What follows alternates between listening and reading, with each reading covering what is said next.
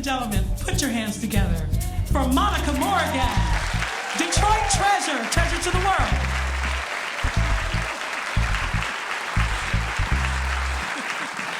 It's 1994. I'm in Johannesburg, South Africa. I'm photographing people who are registering to vote for the first R-race elections.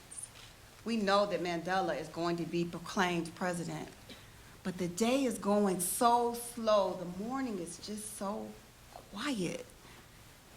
And then all of a sudden I heard a noise and a succession of noises. And I thought someone was shooting at me, so I went to take cover behind a van door that was left open. And there were people who were scrambling and screaming and talking in different languages, and I realized that they looked up in the sky, and in the sky there was smoke, and it was a bomb. No one was shooting at us. And I'm like, wow, a few minutes ago I said it was quiet, I was bored, and now here's a bomb. So I touched the cross that my grandmother had placed around my neck before I left for South Africa, and I ran towards that bomb with my camera, and I photographed people who were suffering. I photographed people who were covered in blood. I photographed people who had died.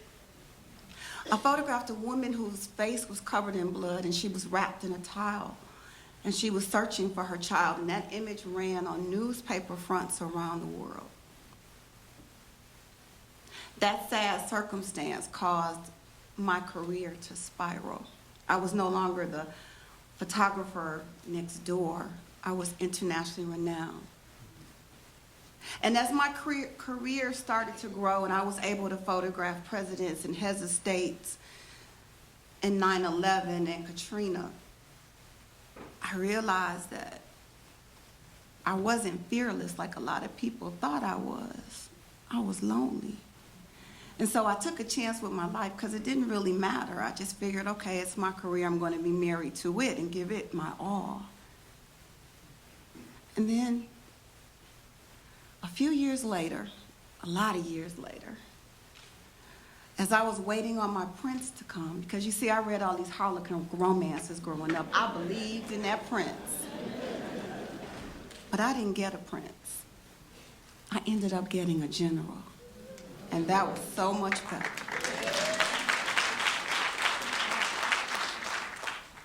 So when we first met, it was business. I was trying to get him to buy a $50,000 sponsorship in a magazine. I was in a book I was doing, and that ended up not working out. So it wasn't a personal connection because he was married, and it was business, and I never thought twice about him. So as time went on, he called me probably about a year or so later and asked me to teach children photography. And that was my heart and that was my love. And as time went on, he ended up getting a divorce, and he came after me with a passion that was just, wow. I couldn't believe that this big guy who was almost 6'2", he would say he was 6'2.5", and then he went to 6'3", I don't know, he kept growing taller and taller. And he was known as an arbitrator and a negotiator, and he was the man who saved Chrysler Motor Company. He put that deal together to save the company, so if you have a pension or if you have a family member that works there, it's because of my husband.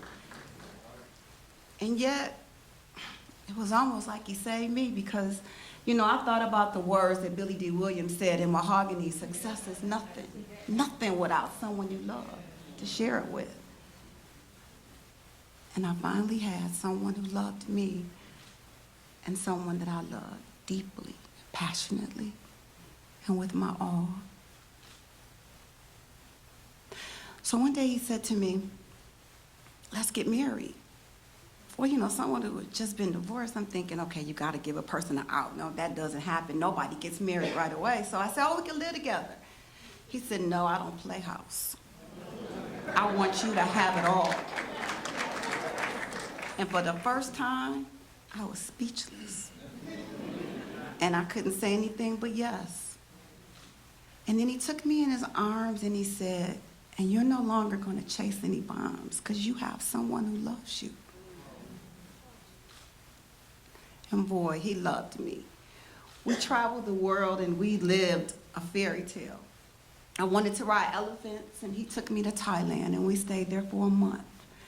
I wanted to go to Africa, and I wanted to go to Paris, and we went there, and we just, it didn't matter where we went. We could go to the grocery store. That man I just loved me some him, and he loved me back.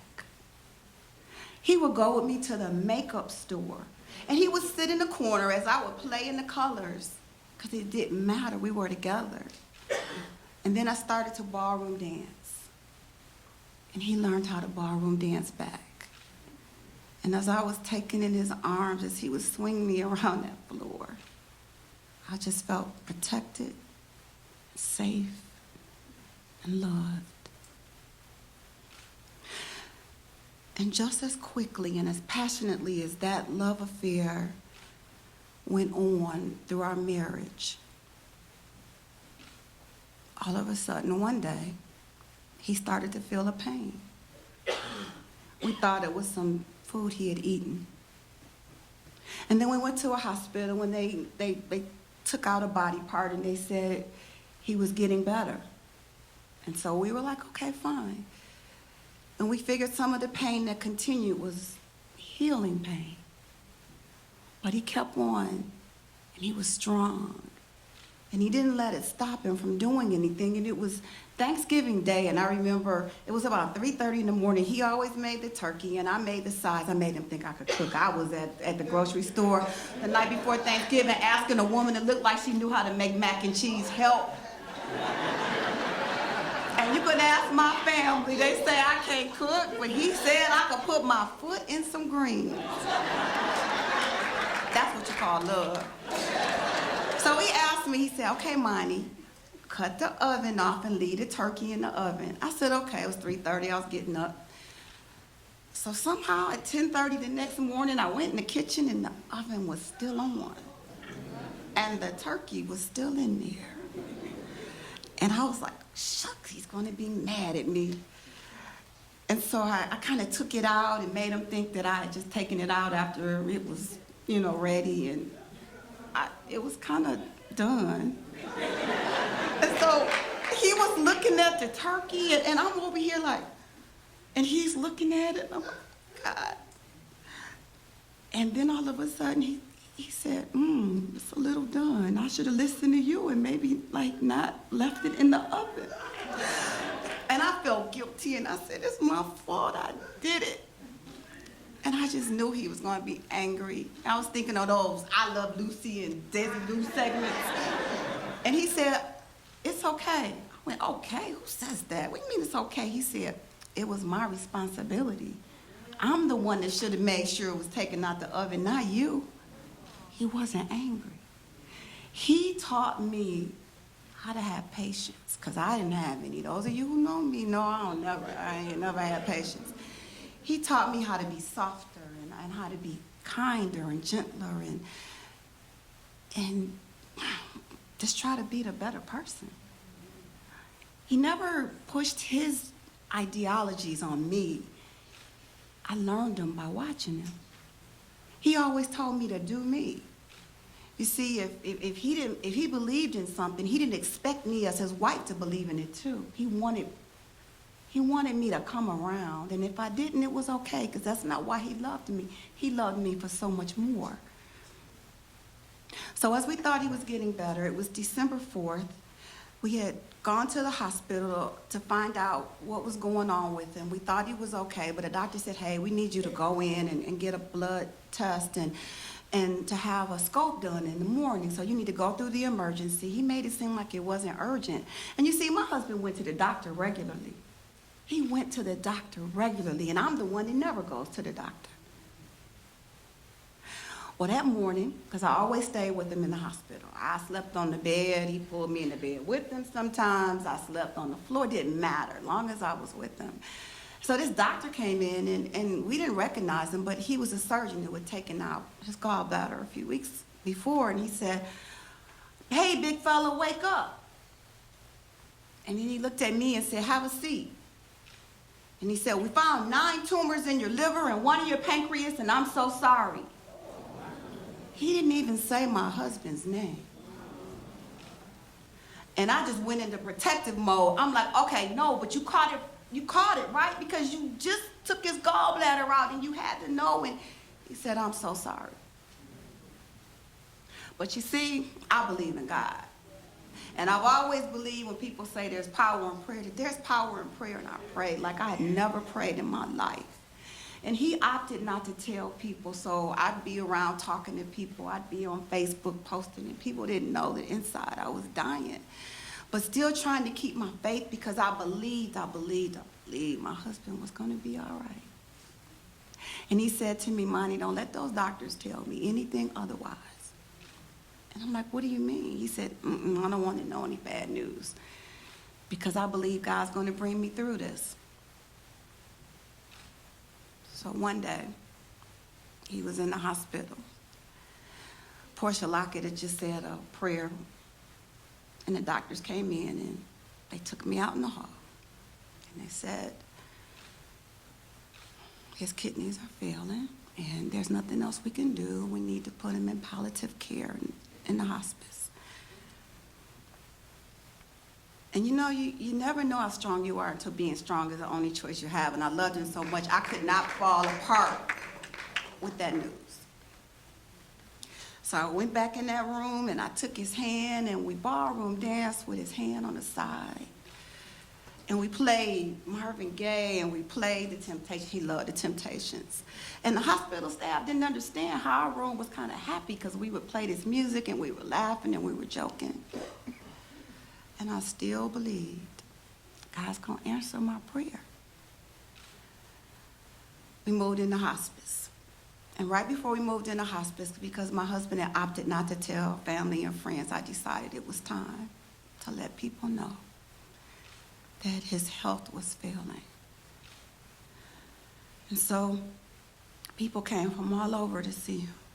And he was happy, and Otis Williams from The Temptations called him every day because I put out an APB. I'm like, look, we're going to find him because my husband loves The Temptations, and he's going to talk to Otis because he had met him over Christmas time because I'd set that up.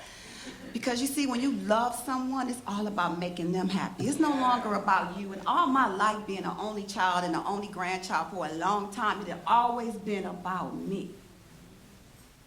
But when you love somebody, it's about them. It's about compromise.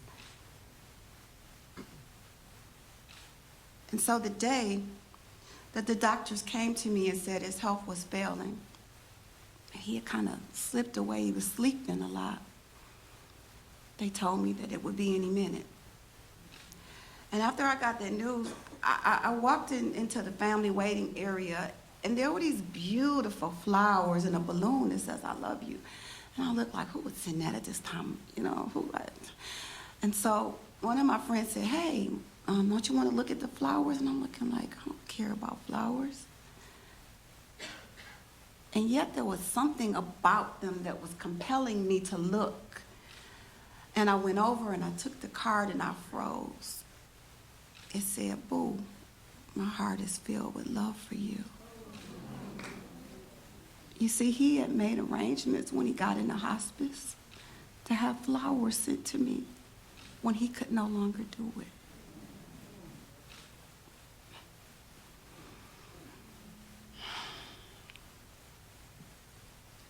True love never ends. My story with General Holyfield is not over. He gives me signs. I saved photographs that Sidney Ellis captured because we had 2 weddings in 1 year. He didn't want to wait for the destination wedding. He didn't want to make sure there was no red tape. He said, no, I'm marrying you right now. So we had a marriage. We had a wedding with 8 people, and we laughed through it. And he kissed me before the minister said that we were married. And he said, I don't care. You're going to be my wife anyway. And we laughed through it, and he sang to me, When I Found Love, I Found You by B.B. and C.C. Winans, and I had the words, Because You Loved Me by Celine Dion read to him, and that was the most amazing wedding. But people knew about the wedding we did in Venice, Italy, and we honeymooned later in Spain and Greece and Istanbul and France, and we went all over.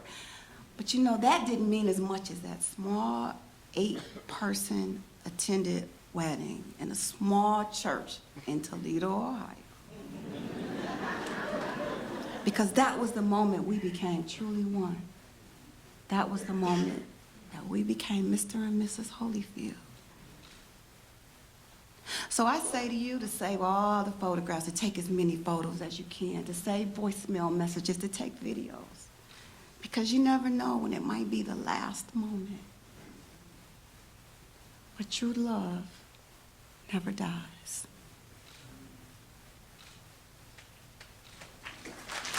I just want to tell you that I really, really appreciate you this morning. You know, I don't always say what I should or show the feelings that I should when I should. And, you know, I apologize for that as well. But I want you to know that you made me extremely happy this morning. You had breakfast for me. You had sat there and you ate with me. We had conversation, you know.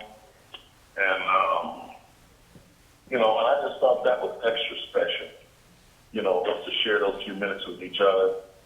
Even though you wanted to take your stuff to the post office, darn it. But that's okay. I hate standing in that line at the post office because those people are so slow. With no reflection on you, I'll gladly do it for you. I want you to know that. But above all, I just wanted to say thank you for making my morning special and showing me so much love. And I just want you to know my heart is just running over with love for you. There's nothing I won't do for you. You're the love of my life. And I love you so much, baby. I love you so, so very much. You know? And if I could snatch the stars from the heaven, I'd give them all to you. Every one of them. And I'd make a crown for you. I really would.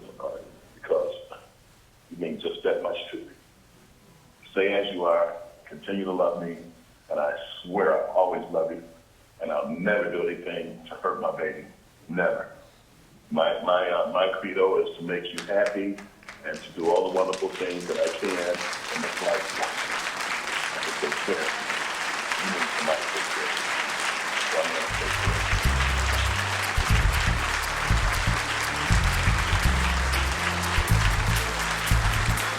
Monica Morgan, ladies and gentlemen, and General Hollowfield.